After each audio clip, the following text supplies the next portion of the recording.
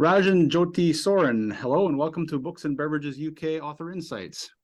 Hello. Hi. It's nice to see you today.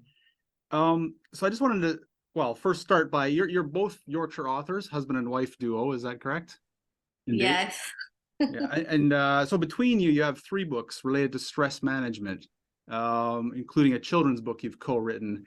And I suppose I just wanted to sort of start with Raj a little bit, because you also run a company, Personal Development and Success Solutions, that provide stress management services to organizations. So I was just wondering sort of what inspired you to get into the field of stress management? Well, the reason I got into stress management is because from my personal experience, I had a very busy career in sales and management and training. And I was also busy with my family and a number of other areas, including martial arts. And at one point in my life, I thought I was having a heart attack. And gladly it wasn't, but it was related to stress, chest pains. So I experienced that. So I wanted to write something about it and help other people out there. So I interviewed hundreds of different people and condensed it down to the book, Coping with Stress and Adversity. This Professor Andrew MacDonald, who's the psychologist, and he supported the book, and it's by Studio 3. It is, you can see it on Amazon, but it's not purchased. You can't purchase it from there, but you can from studio3.org. Yeah, I noticed that it wasn't available on Amazon anymore. So I was wondering, like, your symptoms, just very briefly before we move on, because I'm sure a lot of people have a variety of these kind of things. Did you go to the hospital to be sort of diagnosed with the difference, or how did you tell that it wasn't a heart attack versus? Yeah, I had palpitations, hot sweats, and sort of weakness in the legs and pain in the chest. And the ambulance came first time around, and then I had to take him to the hospital. They did ECG, and I had to do a treadmill test, and I had further tests. They noticed I had high cholesterol, but they said it wasn't a heart attack, but it was due to all the stress of work. Right. Okay. The people in the world, experiencing stress, and it can have a big impact on your health and well-being. Yeah. And so did that lead you directly into the book then? Sort of once you started to recover, was that your process that led you into the book?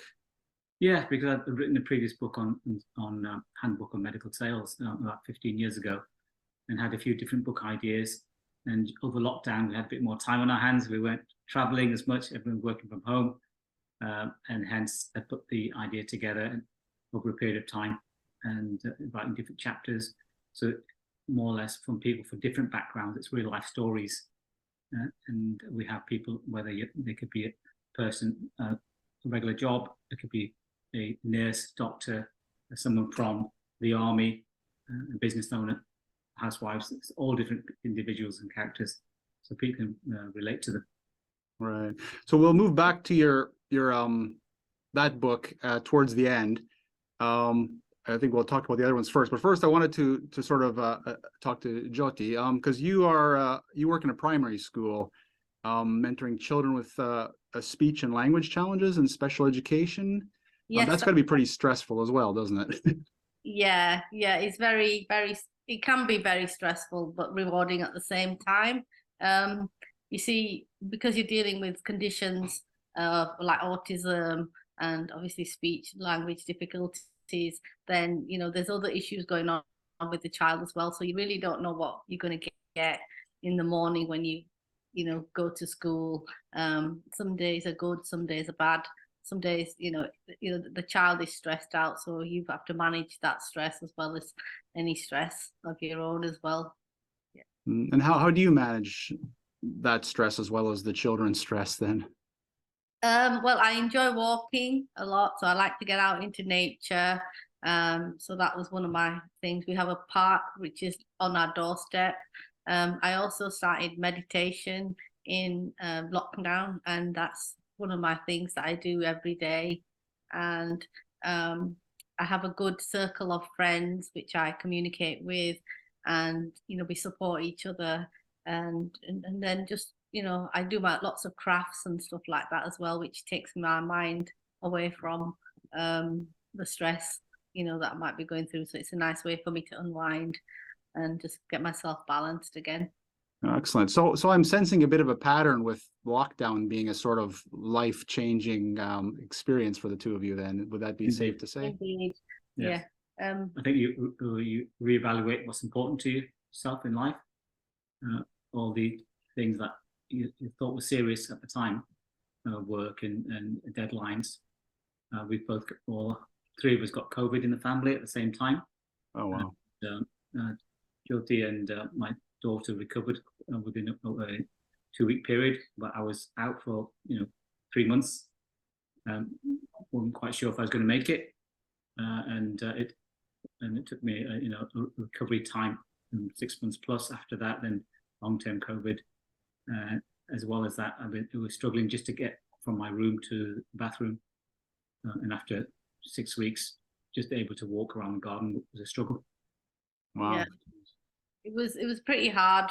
I think it just makes you reevaluate, like you said, because things in life and what are important and stuff. And this all happened pre-vaccination as well. The first bout before the vaccination started. So it was very difficult because nobody knew what was happening and what was going on really at the time. Yeah, I was going to suggest it was probably one of the first variants of COVID, because those were much stronger, weren't they? They seem to be. Yeah, I mean, we're both life coaches and we love working with people, and so this idea of developing books and passing on our our knowledge and skills to others to make a difference in their life. So that's the sort of one of the reasons we've actually pushed it forward and put the effort time in to actually put the pen to paper.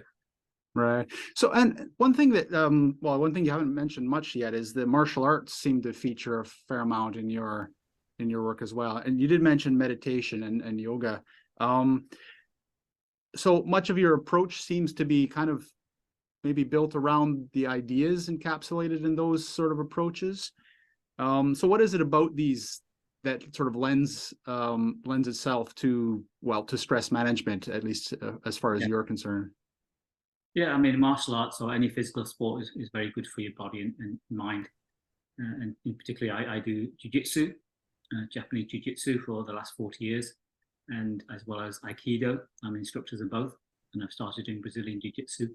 And there's something called HEMA, Historical European Martial Arts, where you start fighting in armor and you use long swords and sabers to fight with us. There's enough research to show that physical activity helps with your dealing with stress. You got a burst of adrenaline and having to manage cortisol. The fact that you have a lot of focus and mindfulness, you have a relaxation stage within martial arts. And mindfulness in general it is very good for you because it helps you to think less and just be. And it's something you can practice on a daily basis. And hence martial arts has a lot of focus, or dedication and discipline, but it's a lot of fun as well. Right. You meet a lot of people, and so you can socialize with those individuals, and they become your best friends.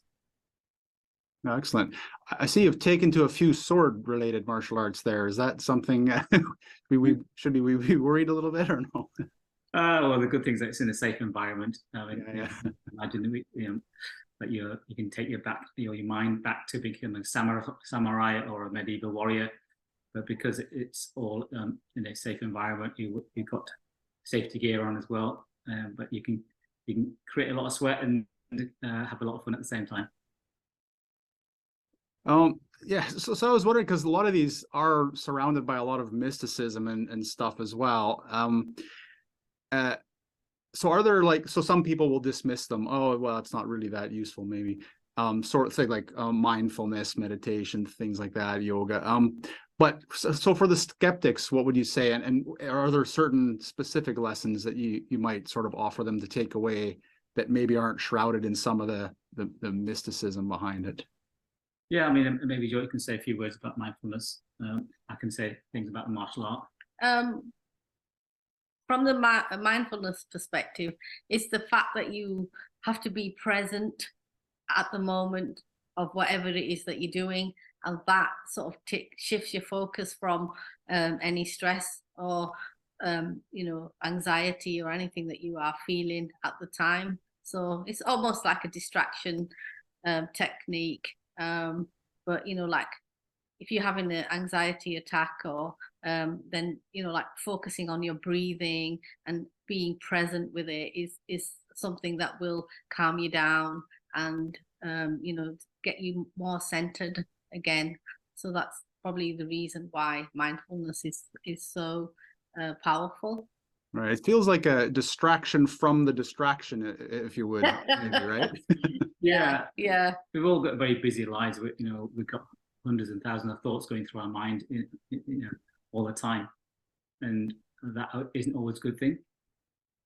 Whether you're focused on your career, focused on your health and well-being, a sport, on your children, just having that focus and ability to breathe well through it, because we forget how to breathe. We have shallow breathing, whereas mindfulness is the right type of breathing, something called box breathing as well, where you breathe in for a period of 4 seconds and you hold it, then you breathe out for 4 seconds and you hold it. And that helps regulate your body to relax and how to release those tensions in your muscles. Really, it doesn't have any real mysticism to it, because if you're a focused individual in sport, you tend to do that breathing anyway to a certain extent. And some people can follow the spiritual side of things, but that's not something what we do. But it's something that people can do as part of yoga and meditation. Right. Okay, so I was wondering, so getting back to your books then, well, and that doesn't deviate too far from your books, because you feature things like martial arts and meditation in your books, I think. But the ideas you express in the books are largely told through stories.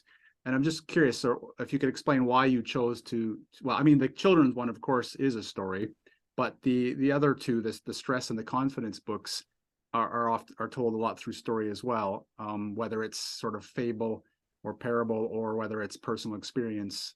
So why did you choose that particular structure? Well, people tend to relate to stories because there's obviously a beginning to it. There's a message that you're trying to deliver. You might have a certain character. For example, the Pengin books, which we'll mention in just a moment, about this little penguin that we've named Pengin, which means Japanese for penguin. There's a journey that an individual is going through. People can relate to that character possibly. In the stress books, there's 70 plus stories of real life people who you can step into their shoes as part of reading the story. You can understand what they're going through to a certain extent, and then you can say, well, if that person is experiencing that level of stress and they manage to overcome it, there's hope for me in that situation. In the confidence books, I wasn't a very confident person when I was growing up. I was scared to put my hand up or speak in public. But over time, I became a martial arts instructor, I became a life coach, talked in front of hundreds of people. And the fact that those stories about my personal growth, stories that other people have, orators, great orators of the world, who weren't initially good speakers, Martin Luther Kings of the world, but we know that story can make a difference to those people's lives, and that people can remember it. Would you like to say anything about stories? Well, the Pengin book, that really was because I worked in school, and obviously bullying is one of the issues that children have. And what I found was that the strategies weren't really working.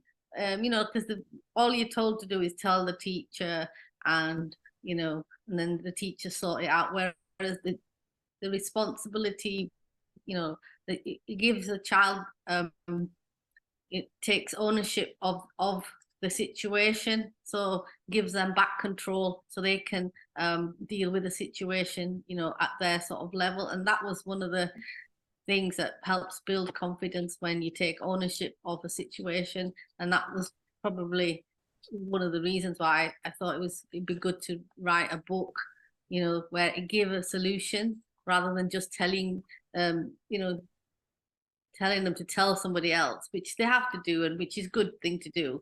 But also it gives them a bit of ownership, and then lets a child take a bit more responsibility, for their actions, and lets them take back control. That was the main reason for that for that particular story anyway. Right. So as you mentioned, then we might as well continue on with that discussion. So you have written, you co-authored the Pengin and the Bullies book.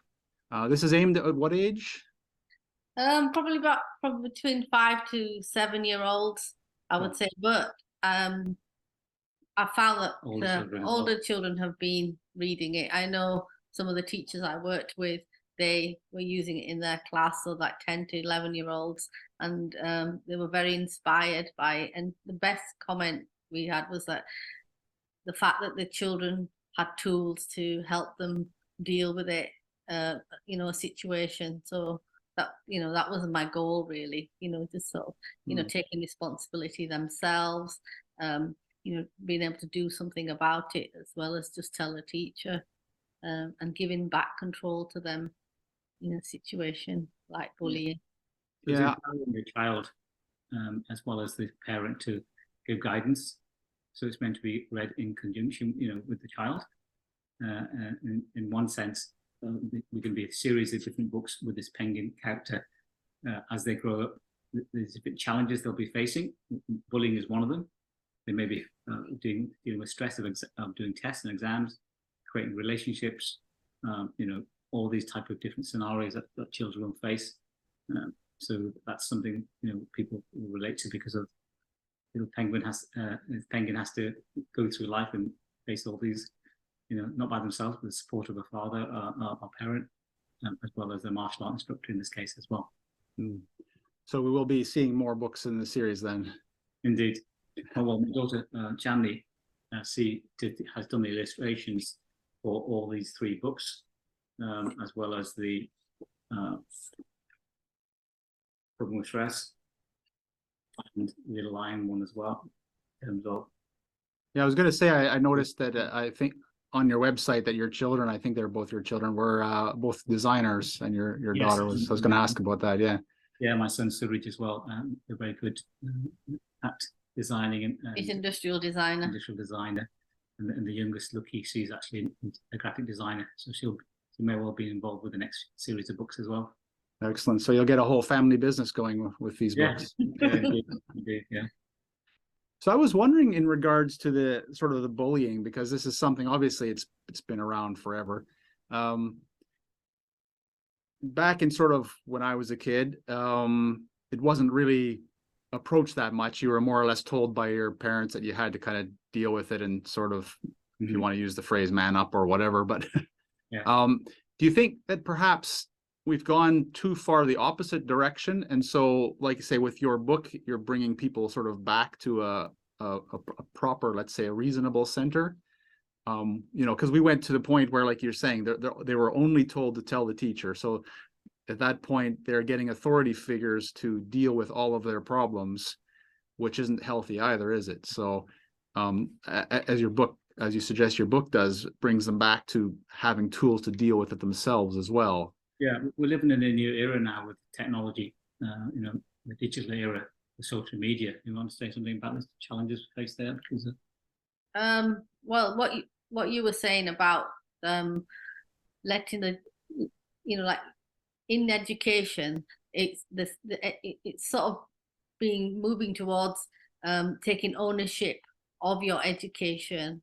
As you get older, that's how like children are taught and stuff. So this is just another way of like taking ownership of what's happening to you, giving you back control and building your self-confidence. If you don't have any confidence in yourself or any self-esteem, then you're not going to be able to do any of the things that like you want to do, because you just held back, because you just don't have any self-belief. But if you sort of like know that you can do something about something, then that gives you a bit of power, and that's the whole point. Give you your power back. The other challenge is that bullying can happen 24/7 now, because usually when you go to school in the past, you wouldn't have mobile phones, you wouldn't have social media, and now people can post on social media, very negative, and lots of bullying or racism or whatever. And the impact it has on the mental health stress on that individual. You have young children as young as 10 years old committing suicide because they felt like there was nowhere else to go. And bullying probably is increased, not decreased over time. We're probably more aware about it now. We have more policies in place. At the same time, teachers have a lot to deal with.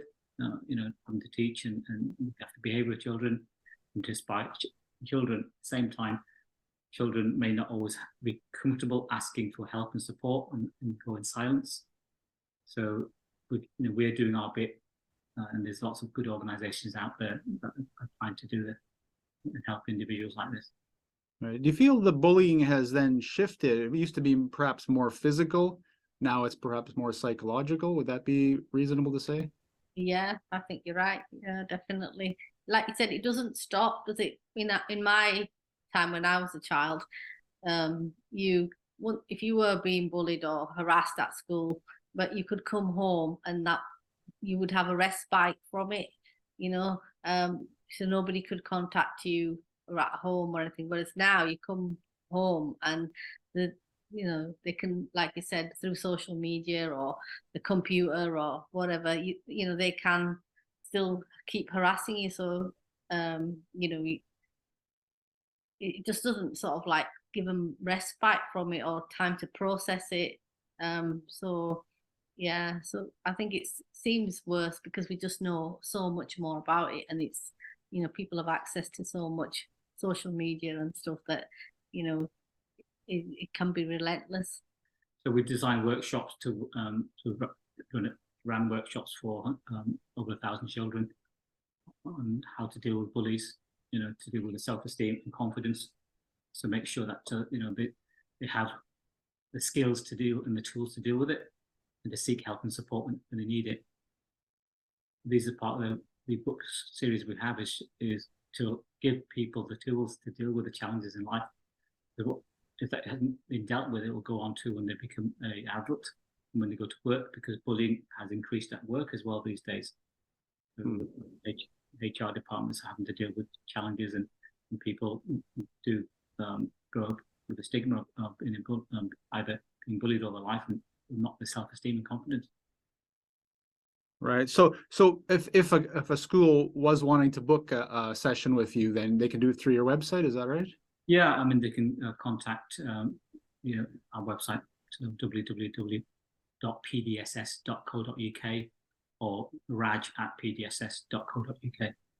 Okay. And you mentioned confidence, giving people the tools, and that sort of leads into one of your other books, The Little Pocket of Confidence, 10 Golden Steps. So what was the origin of that book then? So essentially what you do in the book is you take the word confidence and use it as an acronym to build up a series of steps. But what was sort of the origin of that book and sort of your direction with, well, obviously?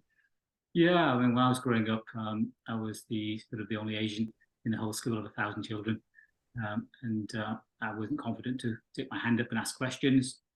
And I was sort of going back over time. I was big into sports, so we used to do a lot of badminton, and then I got into martial arts later on.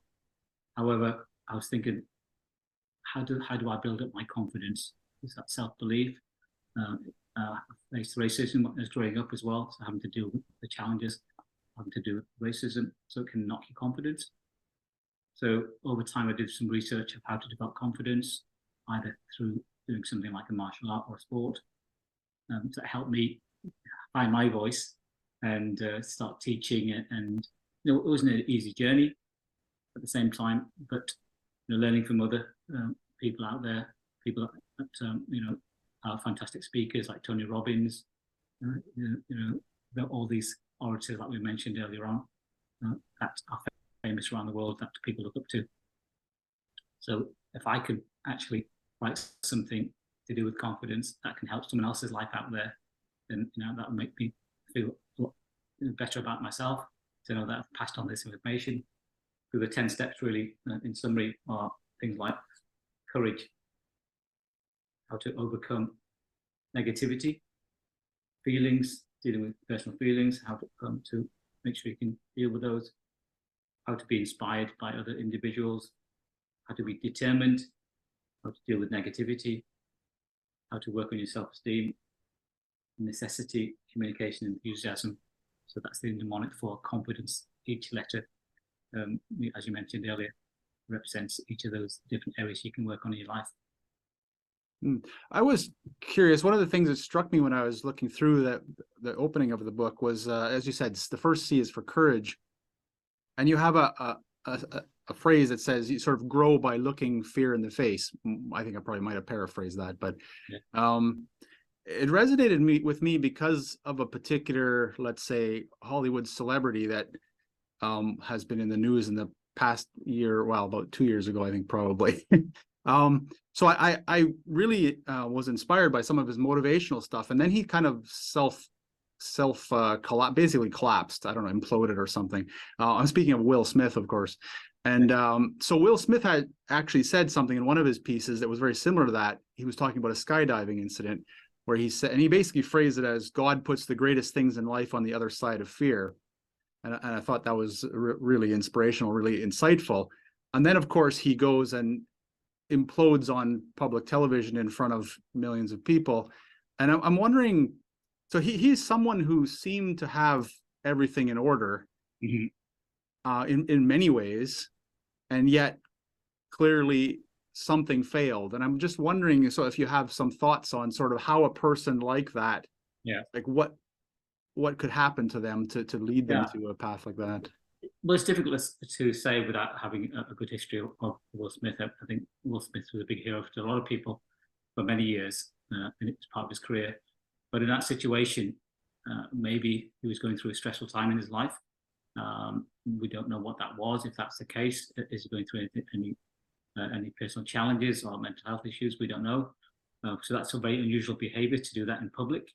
He was trying to protect his wife in his eyes, but then again to do something physical on stage in front of millions of people, to slap our good friend up there on stage, then that was obviously devastating for the audience to see, but also for our friend to get slapped in public. It's not, and it didn't do anything. He must have been under a lot of stress, and when you're under a lot of stress, you don't think straight. You just don't. It's like when you've got a pain, a toothache or something like that. All you can think about is that pain, and everything is coloured by that pain, isn't it? So until the pain is removed or sorted, you can't see straight really, or see it like you would normally do, and that's just probably that's stress. It's a symptom of stress. Yeah. Because what I was wondering is, he, like I say, he seemed to have a sort of psychology in place to give him sort of interesting insights into the world and processes to manage this. Does it suggest then that stress management is you have to be sort of constantly vigilant on this? You have these routines in place that you have to be constantly vigilant, constantly doing in order to maintain at all times, more or less. Well, exactly. I mean, almost stress can be an addiction because you're used to the adrenaline rush. Some people don't realize that this is the case. Then over time, it's like the drip effect. The water. It's constantly, it's different layers of stress over time, and unless you have time, to relax in between the different things that you're doing in life, it'll just have a massive burden on you. In fact, it will affect your heart. Stress can really impact it so much because the physiology is affected in the heart. It almost looks like a heart attack. So it affects the thinking processes in the brain, and this consistent long-term stress, you get a numbing of your memory. You won't be able to function properly, almost like almost like a stage where you've got COVID in one sense, because that has always numbed your mind. That brain thinking, the brain fog. Yeah, brain fog, isn't it? But going back to the fear, I think people say, well, I'm not afraid of anything, then, which is unusual. But unless you fear doing something, you're crossing a barrier, you're expanding your comfort zones, then each time you do that, you grow as a person. Everyone's sort of comfort zone is different. So my comfort zone was to write a book. I've never written a book before. I struggled at English during school times. So now after writing 4 books and one going in partnership with Jyoti, it just shows you that if I can do it, I struggled at school, I failed a lot of exams, and then became the person I am. I'm still, still growing. I'm still learning. And give hopes to other people out there. Right. So, because you mentioned that you had, you reached an extreme point at one point where you had the heart attack symptoms. But clearly, as you had just mentioned now as well, like whenever you do something new, there's that little bit of fear. There's some kind of fear, like, I don't know what I'm doing. I need to learn this. So at what point would you say is the warning signal? Somewhere between those two extremes, there's a warning signal perhaps that you can say, oh, maybe I'm going too far down this path and I need to sort of take stock of something. Yeah, it's a good point because doing something new is an uncertainty. And at the same time, it is making sure that you have to look at the warning signs, irritation. Some people may get anxious, maybe get angry. They may be, having doubts, or you probably add to this in terms of the stress levels that people. Well, you're not thinking straight. There's like almost like a brain fog going on in your head. Like you can see people talking to you, but you're not understanding what they're saying. And just missing words or just the whole sentences and things like that. What? Yeah, I mean, I said obviously lack of sleep. People not irritable. They maybe have things like acid reflux, upset stomach. They're just going to the bathroom may be affected. In terms of the health and well-being. There's all these different signs and it'll be different for each individual. But people have their own sort of ability to deal with stress. Is like an elastic band, isn't it? You can only accept it so much, then it's going to snap, and that's when you get burnout stage. Function. Yeah, I was gonna say it's interesting your description of the brain fog, because sometimes it feels like when you have that sort of lazy, intense focus in a way, and where everything else fades away, and maybe I'm just wondering if thinking out loud whether some aspects of stress is sort of highly internalized as well, so that you lose track of perhaps which could be why meditation and martial arts would be so good in any kind of sports, because it gets you back outside of yourself again, doesn't it? Yeah, indeed. Even though I did martial arts and did a lot of physical activity, I was probably doing too much of it. I was doing it 7 times a day, running sort of seminars in the UK and abroad as well, running my own classes, 7 to 10 times a week, doing work on top of that. I'm just going straight from work to martial arts without any rest or even food. So all those things culminated, in a concoction which wasn't healthy. So I've cut down in different areas of my life. So sort of sharing the workload with other people now as well. Right. So that kind of leads us into your third book, The Coping with Stress and Adversity, which I think was actually your first book, as you said earlier. Yeah. And a lot of this seemed to have been born around the lockdowns and the COVID. Is that was true for this book, was it? Yes, it was indeed. I think the fact that lockdown was a massive paradigm shift in the world, and everyone experienced it in a different way. Some people actually felt better during lockdown because they didn't have to go to work, didn't have to commute, didn't have to deal with the boss, they didn't have to deal with the colleagues that they may not got on with. They're used to having time on their own. Whereas others, the fact that they were isolated, you couldn't go and see family, even when there was funerals, you couldn't attend funerals, you couldn't hug people. All these different changes had an impact, and hybrid way of working had a massive impact. What do you say, Joy? Yeah, I mean, obviously there were some of us who had to go in no matter what, and obviously that pattern of work changed as well, because the social aspect, because you go to work for meeting people and socializing, and that just stopped because you were restricted in your own bubbles, like within a certain number of people, and that's where you stayed, and that was very hard. for some of us. I mean, I personally found that really hard because I'm quite a social being, and to work by myself alone at home was not I struggled with that. And I probably still do, because I like to be with people and I like to talk. And my job was just like interacting all the time with children.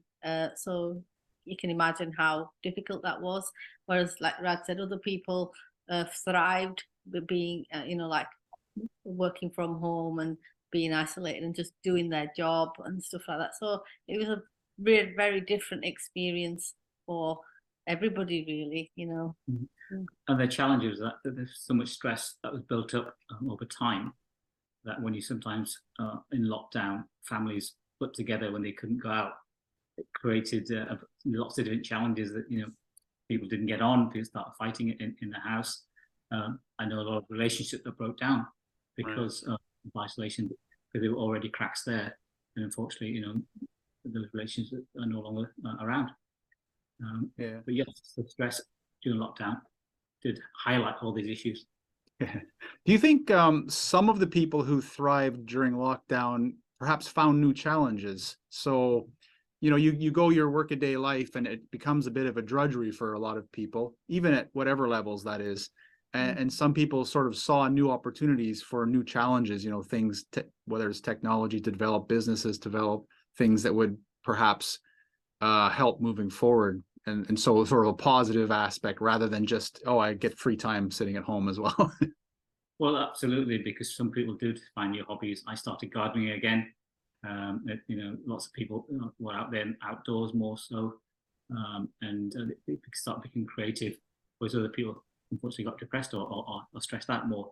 What would you like to say about I think hobbies? It was a good opportunity to pause. COVID just pressed the pause button on the world, and for us personally, it was a good thing because Raj was burning the candle at both ends of the spectrum, and it was only going to be a matter of time before he had total burnout, and it just made us pause and just let go of some of the things that weren't helpful to our lifestyle, and you don't realize you're in the battle until you are on top of the hill, and you can look down and see, all right, this is what's been going on. So it made a step away from what was happening, and then then you can sort of get a bit more perspective on what's actually happening. Sort of forced to take that rest. Right. Because I think in one of your interviews that's on your website, you mentioned so this being sort of one of the modern disasters, obviously, and the idea that to cope with these, because I foresee several more coming before we get to the end of this decade, probably. And so personal resilience is one of the issues that we need to develop. But at people, say my age, for example, it almost feels a bit late to start developing personal resilience now. But what kind of things could you do to sort of prepare yourself? Let's say, well, we'll go to younger people in a moment, but let's say at a middle age kind of level, that would sort of might build your resilience for, say, whatever comes next. Well, surprisingly, people of our age already built in the resilience to a certain extent because they've gone through lots of different stages in their life. They may be already been parents. They may have had an illness. They may have gone through lots of job changes. I personally had 4 redundancies in my time in my career. So as a result, you build up some type of resilience to that. They may have seen wars, around the world, and all the challenges they've had, recession.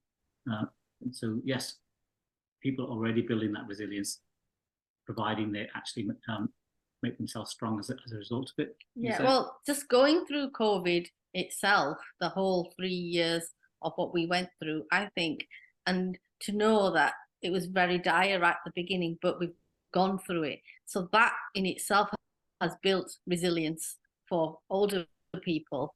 Talk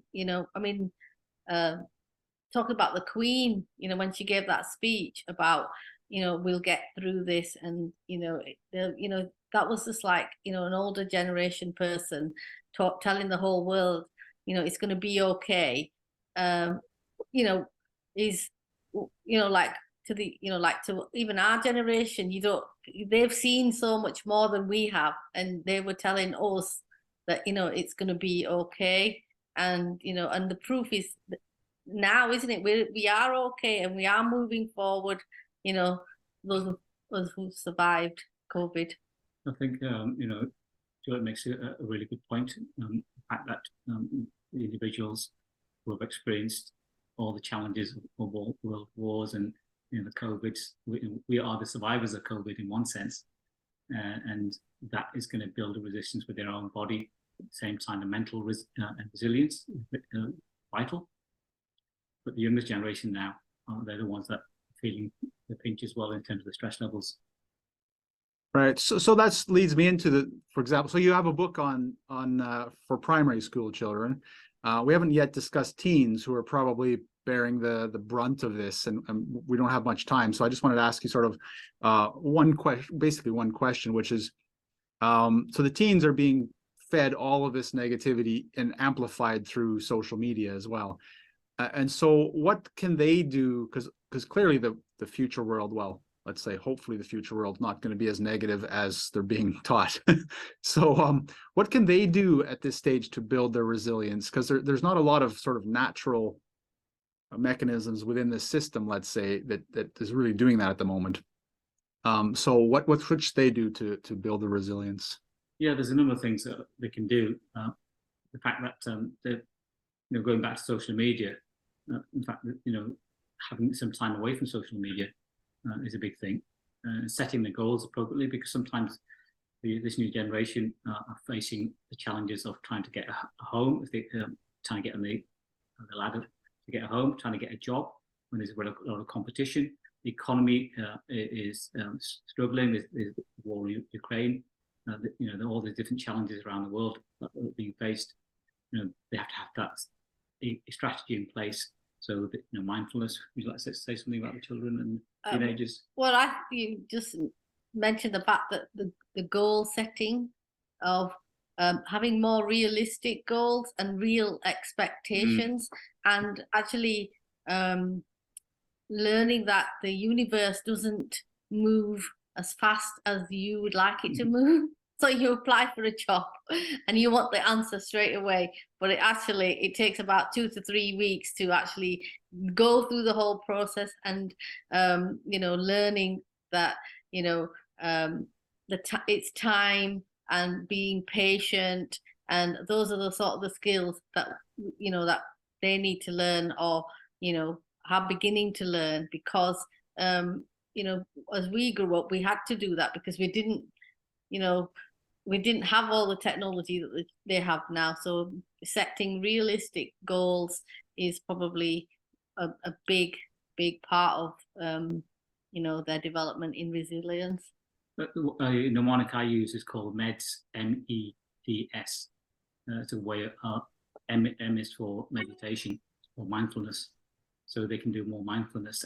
You know, go out in the countryside, get your feet on the ground. You know, because they say earthing yourself and standing on grass, on sand, on whatever it is, and getting connected to the universe again. That alone helps your body to heal, and it's great for you, making sure that you breathe properly, getting that fresh air. E is for exercise.